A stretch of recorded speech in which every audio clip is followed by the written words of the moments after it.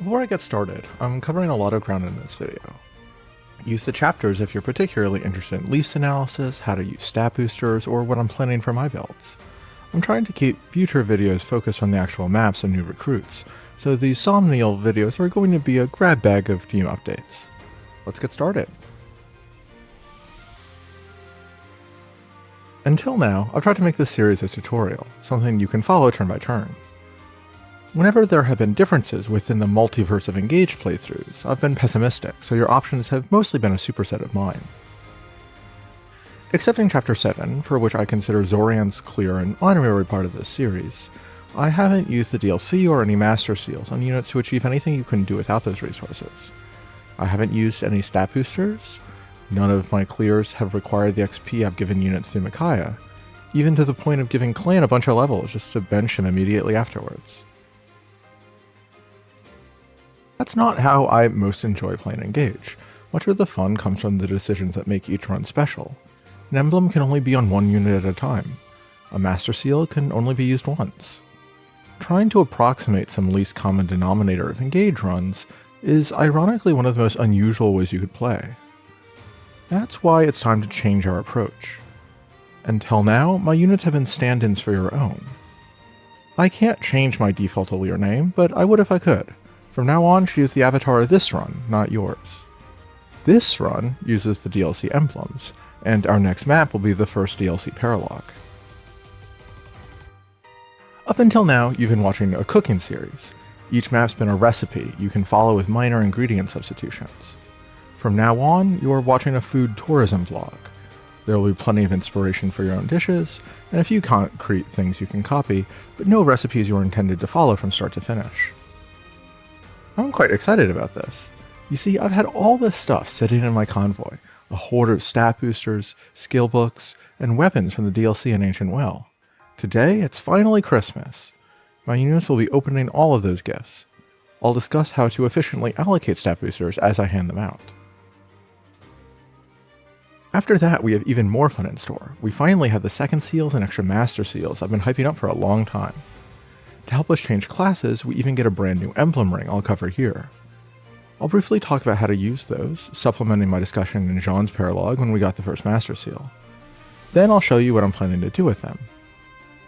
We'll end with some skill inheritance that will further suggest what kind of builds I'm going for with different units. This is by far the best look you'll get for a while at what my future plans are, so stay tuned for that if you're interested.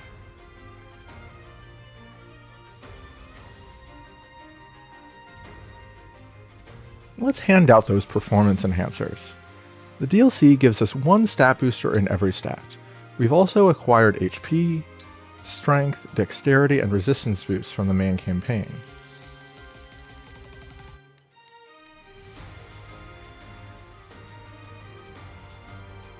What's the most efficient way to allocate these? We're not just interested in big numbers, we want to see our stats do something for us on the battlefield. Each stat has a different way to impact the game. A point of HP matters if you're in a situation you would have died otherwise. It also factors into several skills like Wrath and Reprisal, which translate HP into crit rate and damage. You want to boost bulky frontline fighters who will take lots of enemy attacks, frail units who might be one-shot otherwise, or anyone who plans to use an HP-based skill. We're giving both boosts to Chloe, who ticks several of these boxes. She has excellent HP already, and with more she'll be able to go deep into enemy lines and even deal with an archer or two. A point of strength or magic matters most when it leads to a kill that wouldn't have happened otherwise. On maddening, that means your best units. Bad units won't start one rounding with just a little extra damage. You can also include units that double, crit, or use brave weapons because they multiply the effect. We'll give one energy drop to Amber, who can double down on his strength to go for one-shots. The second we'll give to Jean, who will build to get a lot of doubles and crits. One Spirit Dust will go to Anna, who will be going for those vaunted one-round thresholds and should almost always double. A point of Dexterity matters when it changes a miss to a hit or a non-crit to a crit. +2 Dex gives 4 hit and 1 crit, the hit is far more important. Dex also affects Royal class skill proc rates. It should generally go towards inaccurate units or Royals. We'll give +2 to Amber and Citrine, both inaccurate player phase units. Speed matters in 3 different situations. You double an enemy you wouldn't have otherwise and attack a second time, you avoid being doubled by an enemy who would have and save that HP, or you avoid an attack you wouldn't have otherwise. The avoid is generally unreliable, and you'd certainly hope not to be doubled constantly, so in practice a speed wing often goes to a unit that doubles often but not always, getting them closer to doubling all the time. We'll give our speed wing to Lapis, who normally doesn't need it, but will for us. She does have an avoid boost in Personal, and so a little extra evasion can help me lean into that later. Luck doesn't matter very much. It boosts crit avoid, and crit. I just said avoid and crit don't matter for most units. The least meaningless option here is therefore saving a unit from dying to a critical hit. You generally don't plan around 1% crit chances, so increasing reliability with those helps a lot. Most units don't see enemy crit rates often, so this matters most for the few units with terrible luck who do. We're going a completely different direction.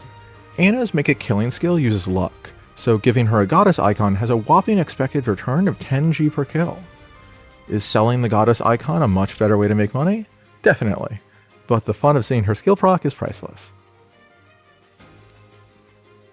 Defense and resistance matter when they prevent a unit from dying. They do that the more effectively the more you have, up until enemies stop attacking you because they do no damage. On Maddening, we will not need to worry about topping out. We want to give these boosts to units that already have good bulk and will see combat on the front lines. I'll give my Draco Shield to Lapis, who we're building into more of a tank. I'll give one Talisman to Chloe, who can become even better against mages. I'll save my second for a later joiner who will also be fighting mages. Movement is special. It's hard to quantify the effects it has on combat, but let me be clear, the +1 movement boots we had from the DLC are by far our most valuable stat booster. They're good on anyone, but there are several places in the game you can really cheat the system with a good unit that moves 1 square above the normal maximum. That's the standard play. Give it to your strongest fighter who will end up in a 6 movement class.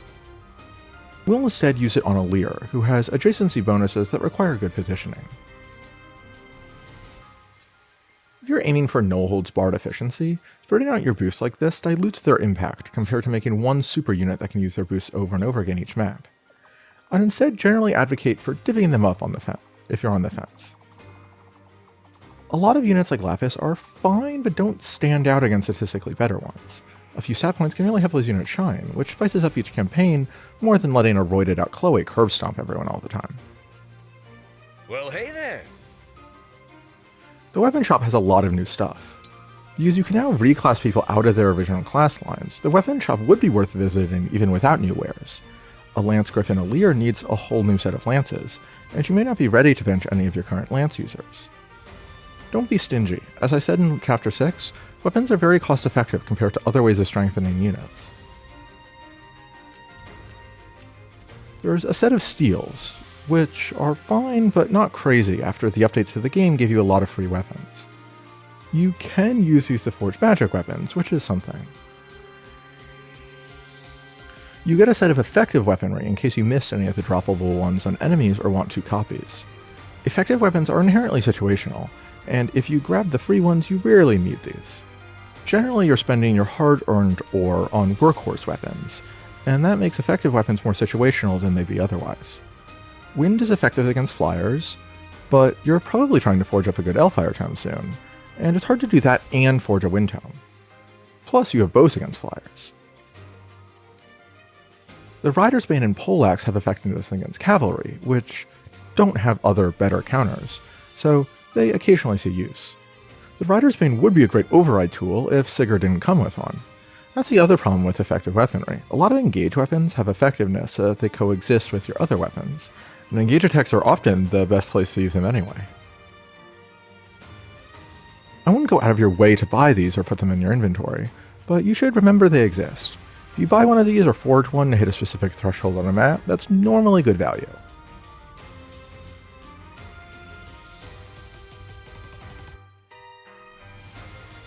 More excitingly, we have a new set of range control weapons. A new longbow, thunder tome, and 2 javelins and hand axes. All of these are fantastic and worth giving to any unit who can wield them. Then there's a set of oddball specialty weapons. You get a second copy of the 3 Iron Smash weapons, They're situational, but moving enemies around is occasionally useful, and these are the only options you have for that. Additionally, they're amazing in engage attacks because their downsides become irrelevant. Silver smash weapons are by far your best option until the very end of the game for those awesome one-shots with override or similar attacks. Forging one early is generally a great return on investment. There's no smash dagger, but you instead get Card, a melee locked version of the iron dagger with more crit. This sucks. I think it's in the game literally just so that they can force enemy thieves to use it. There's no killer dagger, so this is the way to stack crit on Yunaka, but unrestricted 1-2 range is really good. Also, like the effectives, Yunaka would much rather you spend your ore on forging her a good 1-2 range dagger, rather than getting this rolling. Similarly, there's no smash art, so you get the shielding art instead. This rocks. Like Card, it eschews the main gimmick of its weapon type by not being brave, but instead of mostly useless crit, you get defense +5. Many support units have arts, from Dragon Allure to our future Dancer. Give this a Selka engraving, put it on a unit you don't normally want to be in combat, and you'll make sure they don't get one-rounded by a powerful foe. Take care.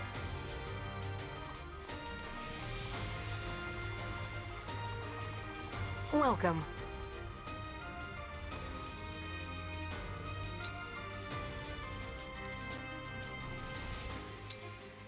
The item shop has fantastic wares.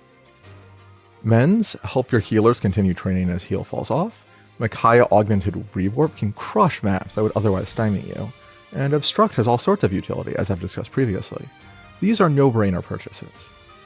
Rewarp's so good, saving at least one full staff makes sense, but you should be trying to run out of Mend and Obstruct by the time we get more copies. Don't feel the need to hoard them. We also now get infinite tonics, which are reliable alternatives to meals for boosting the stat. You can't stack these with a meal boosting the same stat, but you can't boost hit rates with meals, and you can often get a meal to boost one stat and then tonic another. I think the biggest advantage of tonics is just that they can be applied in the press menu. Going back and rigging a meal for specific stats gets tiresome, and I'd recommend you just get a decent meal and then worry about specific thresholds of tonics. Just in case, I'd also squirrel away a few in your inventory. If you really miscalculate something during a map, Allure can pull them out of the convoy. Finally, let's get to the best stuff. 3 second seals and 1 master seal. You almost definitely have several units you're training for the long haul at level 10 by this point, and all of them desperately want to promote. Units with subpar initial class lines also desperately want to reclass. Think carefully about how you want to use these. Unlike with staves, it's easy to regret how you use the seals. I thank you. I thank you. I thank you. I thank you. Do come again. My unit analyses should give you a good sense of how different units work in different classes, and I'm not rehashing that here. Your build choices are yours to make. Here, I'll just give my advice deciding who gets early promotions and who has to wait. Promoting early does give slightly better stats in the long run through better growths, but the effect's a lot smaller than you might think. Even with DLC making us wait longer, I'd generally say a unit wanting to promote can do so at level 15. Even with DLC making us wait longer, I generally say a unit waiting to promote can do so at level 15 versus level 10. That's 5 levels of growth, and it's quite rare for the difference in class growth between a base and an advanced class to exceed even 10%. You're lucky if you get a single extra point in any stat from your earlier promotion. The exceptions are second steals into diametrically opposed classes, like going from Axe Fighter to Mage Knight, and Jean, who doubles the differences. The upshot of the math is that you should primarily think about the next couple maps. If you don't have a promoted staff user who can also do something else, now's a great time to get one. I'll continue to shout out Griffin Allure, but you have plenty of options. Similarly, having someone who can wield bows without only being useful against flyers helps a lot. Warrior and Bow Knight are both good options. Warrior has better stats, but Bow Knight has better mobility and more of an anti-mage niche. Enemy Thunder Mages are annoying, but one of the only good ways to enemy phase them is a Bow Knight with a longbow.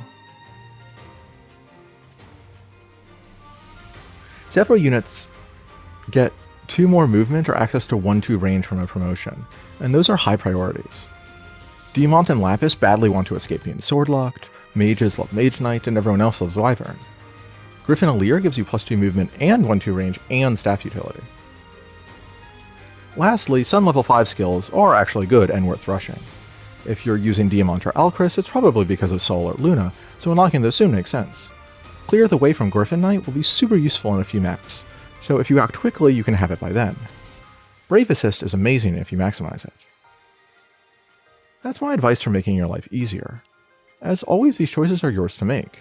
If you choose classes entirely based on fashion, more power to you. These class choices would be made much easier if we had an emblem that conveniently gave a unit a bunch of proficiencies when trained. Enter Leif. Leif's like the sommelier from John Wick. He's all about weapons. Just as second seals give you a reason to obtain weapon proficiencies, Leif gives you 6. He's important in the metagame just for allowing flexible reclassing, even if that doesn't help his ring bearer. On the battlefield, he's all about enemy phase. If you remember Anna's analysis, I discussed how enemy phase combat has a couple mechanical disadvantages. Enemies can break you, you can't rely on using different weapons against different foes, and it's hard to have enough bulk to avoid getting whittled down. Leif addresses these drawbacks. Adaptable removes the restriction of only using a single weapon. Vantage means you can attack first, hopefully avoiding damage entirely. If you can't manage that, Armed Shield gives you extra bulk if you're playing the Leif strengths, and toggling between different weapons is necessary. He gives bulk and build, making units better able to survive damage and toggle between different weapons without getting weighed down. That package sounds amazing. Leif removes the limiting factor on how many rounds of combat you can see in a turn. If you have a great unit who just can't fight everyone quickly enough, Leif makes them a one-person army. You might notice an issue though. Our limiting factor on combat isn't being broken, it's enemy stats. Leif suffers more in maddening than any other emblem. Besides that build, hopefully letting you double, he gives 0 offense of any kind. Even with Marth, hitting physical benchmarks is hard. Without any boosts, it's downright brutal. Someone like Diamant might be able to tank 4 enemies no problem, but if you're just doing chip damage back, I'd rather be fighting them with someone else. Once enemies promote and come at you in mixed formations, tanking 4 of them is also by no means guaranteed. Leif's kit is also frustrating. He works better in theory than in practice. Let's cover the quirks of his abilities. Adaptable doesn't let you switch weapons, it lets the AI pick weapons for you. His algorithm is consistent, but the game doesn't explain it. That's where I come in. He prioritizes in order, being able to counter, weapon triangle advantage, bonus damage, stats, and higher inventory position. That's not a bad ordering, but it doesn't always do what you want unless you're intentional about limiting your inventory. I don't want to be too much of a downer. You get to switch weapons on enemy phase. That's altering a core mechanic of the entire series, and it's fantastic when used in the right situation. It also gives several stat bonuses as synergies. I'll mention Avoid +20 for covert units as a fun option. The real tragedy is Leif's Engage weapons. You'd think with the crazy stuff they've handed out so far, an emblem all about weapons would get something game-breaking, right? If only. The Killer Axe is, well, an unforged Killer Axe with 1 less weight. The Master Lance was absolutely gutted from Leif's game, and famously ruins a lot of enemy phase setups at Engage. It's usually easier to use Leif when you intentionally avoid unlocking it, so Leif never picks it for you, which feels bad. In a game polished with Mirror Sheen, really sticks out as confusing design. The light brand is also pretty infuriating. It's a magical sword, so the game will pick it to counter axes, even if the wielder does terrible damage with it. We already have 11 sword, and we can use that without also picking the Master Lance against sword users. I think it's fair to feel quite let down by Leif on maddening. With his weapons, adaptable can often be worse than nothing, and doing chip damage is just not that valuable. Don't worry, there is a bright side. Let's talk about what Leif can do on the hardest difficulty. His Engage attack, Quadruple Hit, has a high ceiling. It's truly 4 individual hits, unlike something like Lodestar Rush, which does a percentage of damage. With a strong user or damage modifiers, it's one of the best Engage attacks for killing bosses. If you apply Draconic Hex and Divinely Inspiring, both very standard parts of any boss kill, that's plus 28 damage. Even if the light brand hit does little from the Lakes of Amber, it's still useful for the true damage added. You might find that the strong, mobile units you want doing those boss kills work surprisingly well with the rest of Leif's kit. With high enough strength, effective weapons can threaten one-shots on a lot of enemies. Normally their high weight makes them unwieldy, but Leif fixes that. Take a unit like Louis or Amber, give them a carefully curated set of weapons, and they can often get a few kills in enemy phase against a specific enemy group that would have been tough to engage otherwise. You could use a poleaxe against a lance cavalier, switch to an armor slayer against an axe armor, and then activate Vantage to one-shot a mage with a tomahawk all in one turn. Even if you aren't sitting in preps plotting out exact kills, having a unit who can reliably chip several enemies at once is certainly useful. 10 damage from a javelin hit doesn't sound great, but it's not like you can inherit magic plus 10. Your Citrine may need that to get her L-Surge kill without being counterattacked. Leif does also have one of the single best builds in the game. Maybe I should have led with that. I haven't talked about Vantage much. For most units, it's not very useful. You only get one hit from Vantage before the opponent gets to attack, even if you double, so it's often merely a moral victory, wounding your killer before they finish the job. If you can defeat your opponent before they get to attack though, that's essentially invincibility. The key to reaching that power is stacking crit. Leif gives plus 10 crit to backup units, and because of adaptable, you can use a killer axe and bow together. It's essentially adding 30 or more crit over a hand axe. Altogether, the right unit in Warrior can get close enough to 100 crit you can rely on it. Most excitingly, this is the first time his weapons don't hold him back. Just don't unlock the Master Lance and he'll always pick your good forged killer axe over his unforged one. There's a future unit, Pinette, who's basically perfect for this. She joins in the same chapter as an emblem who gives a skill boosting crit at low HP, and her personal skill adds 10 crit when damaged. She has some of the game's best HP and strength, and just enough dex you probably won't miss. As long as you avoid any generals who can tank even a crit and the RNG plays nice, you can wipe out a dozen enemies in a single turn without getting hit a single time. Foe walks up, gets crit for 60 damage, dies, in comes the next victim. Leif's one of the hardest emblems to sum up. He doesn't give you anything for free, and he demands that you plan around his weaknesses and frustrations to even make sure he doesn't actively get a unit killed. No emblem has a worse floor. As an auxiliary emblem, helping your main fighters, focusing on quadruple hit and adaptable as a way to tailor effective damage to specific mixed groups, he's mechanically deep and fun to plan for without necessarily offering you great returns for that effort. If you pair him with Pinette or a few units who can do a good Pinette cosplay and build around Vantage, you get a bona fide enemy face sweeper who doesn't take any highly contested emblems. What should you make of all that? I suppose that's for you to decide. That concludes the guide portion of the video. Now I'll cover my choices. If you're interested in following the series, this is by far the best look yet at what I'm cooking. What are my plans for the new seals? First, I'm unleashing my poor berserker Anna by making her a mage knight. We have 3 sidearms to choose from: swords, lances, and axes. Anna only cares about each officer's magic weapon. The Levin sword is quite useful with all the emblems that use swords, has 1-2 range, and is not so heavy that Anna can't double some enemies with it. The Flame Lance is also 1-2 range, but weaker and heavier than the Levin sword, with worse emblem synergies to boot. The Magic Hurricane Axe is a melee smash weapon. Anna will struggle to use it without getting one-rounded before she even gets to strike. On the other hand, it has 20 might, becoming 60 against flyers. The Levin sword is definitely best, but we're going with axes for 3 reasons. The first is serious. The downsides of the Hurricane Axe don't matter in engage attacks, which was the main reason you'd ever use anything besides a forged Elfire Tome with 1-2 range and low weight. We've seen how good the Rider's Bane can be for satisfying overrides. Just imagine what an effective 60 might weapon that hits resistance can do. The second reason is that the Hurricane Axe is an objectively funny weapon, like the Devil Axe in previous games, and it's good content. Third, it's important to remember your roots. Even as Anna dominates with tomes, we'll be reminded of her humble axe fighter origin story.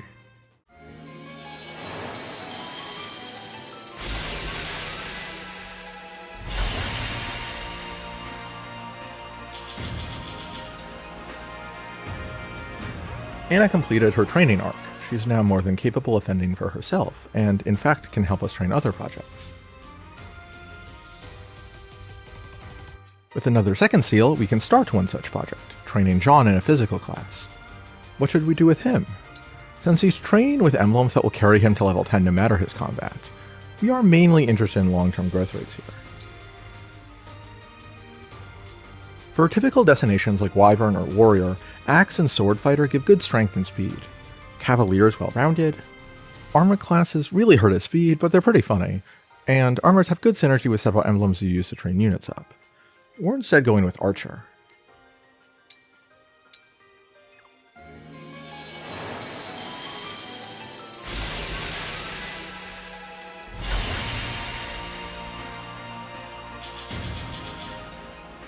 This is not a great choice, but it's fun. Jean has 35% dex and 40% speed growth, which Martial Monk does nothing to boost. Those are quite good growths when you factor in expertise, and Archer has 25 and 10 dex and speed growth. With expertise doubling those, Jean can get the highest dex in the game. Plus, with bows, even a terrible level 1 Jean can still do a ton of damage using tripled might. We have 1 Master Seal and 1 Second Seal left. Jean won't need to promote until the next Master Seals are available, so he doesn't need one now. We already have everything we need to thrive until the next seals, so my choice comes down to who needs the favoritism to shine. My heart says Amber, but my head says he'll have plenty of time to show off, and he's getting favoritism in other ways. Instead, I'll promote Lapis.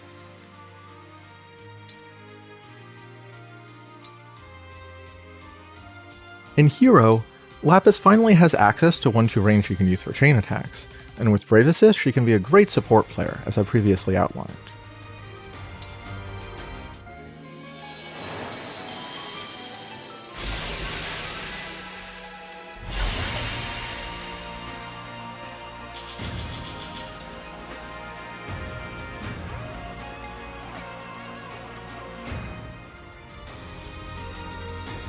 Hero's a good build, but it's not the kind of build that makes you excited to give someone one of the first 3 Master Seals.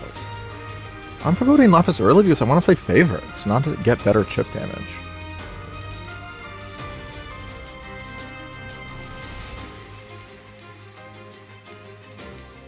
I wouldn't be promoting Lapis to stay in Hero. Instead, she'll go into Great Knight.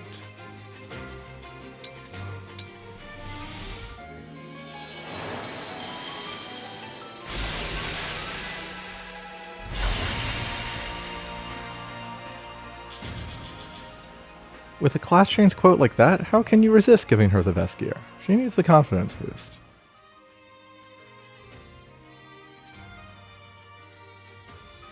We're going to build Lapis as a bulky support unit, similar to Alfred and Avenir.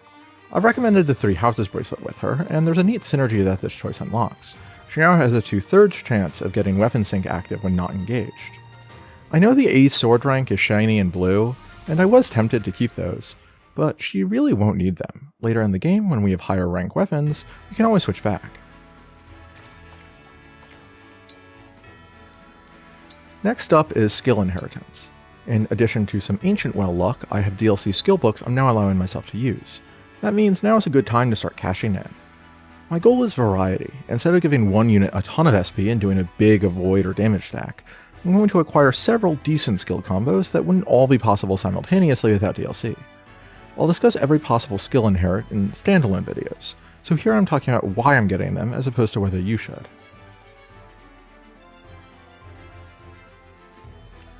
Cantor is never wrong for any unit, and will inherit it a lot. With a novice book, Saline's able to inherit Cantor after having inherited favorite food. That's a totally endgame viable skill combo. And especially with a few more cheap support skills, she'll be able to adapt to whatever support I need on a given map.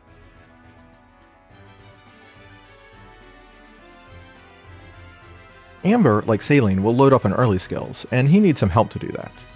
There's no point in keeping my books collecting dust if I'm just going to spend them on him soon anyway, so there's no reason not to give him Cantor right now. I probably don't mention this enough, because with the DLC you have books aplenty, but Amber gets 300 SP over Chapter 7 recruits despite being the same level. He joined with 800. My Chloe didn't have that much.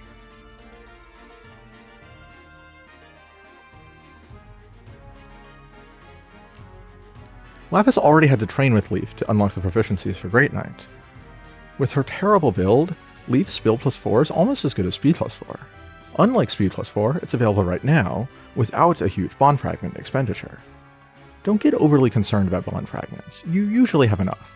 I'm leaning into the thriftiness, because I think it'll be more fun to see the team grow if they aren't all just training in the arena for the exact same stuff.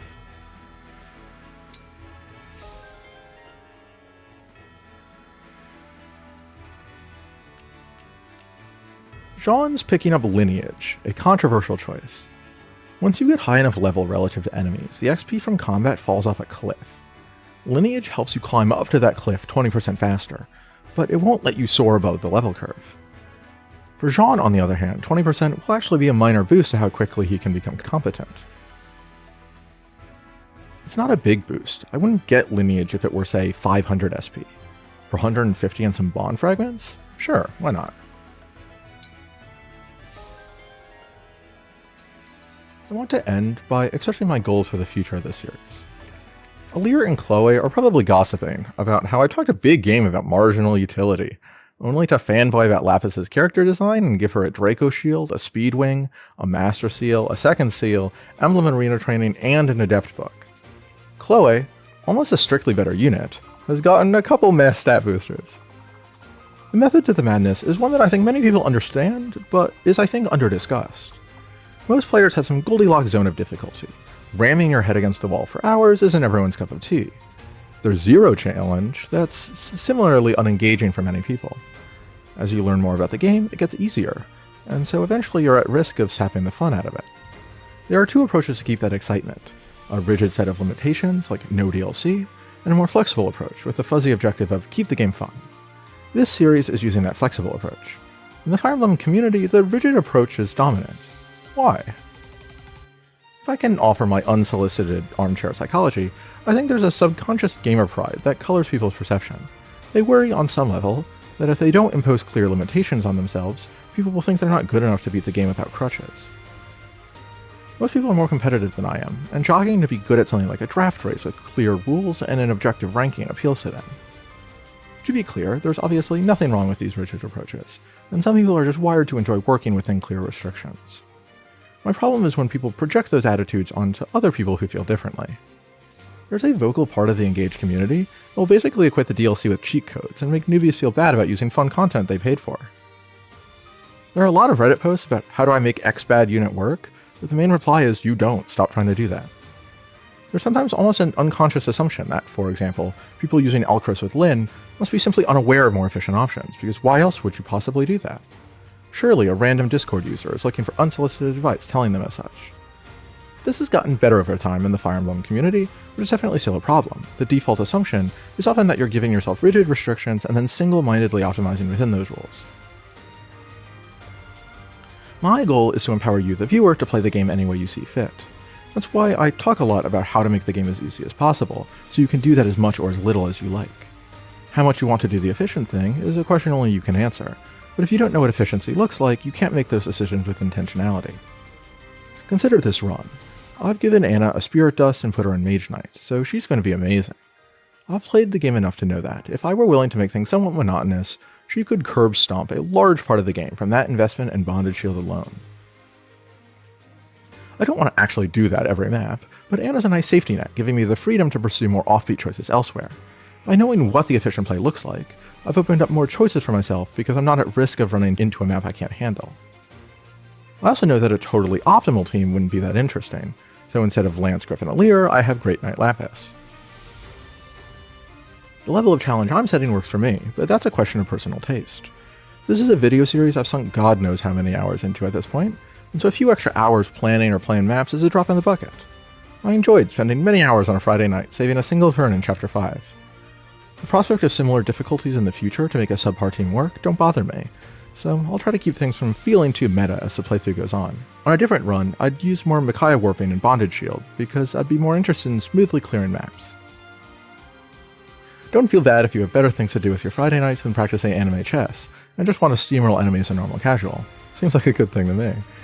In that case, think of the series as a guide on which tactics will make that experience as seamless as possible. If you enjoy crazy builds or love a few units who aren't so great, this series can both give you inspiration for some off-meta strats, and show you how to build efficient support units that can help carry the load, so Berserker Alfred can effectively bash heads in. What I'm doing is not the divinely ordained one true Engage playthrough, because there's no such thing. I hope it will help you make the playthrough you want for yourself. With that rant out of the way, next time I'll play Tiki's Paralog, a map on a scale we haven't seen before. Our team's big glow-up will come in handy. Bye, papaya!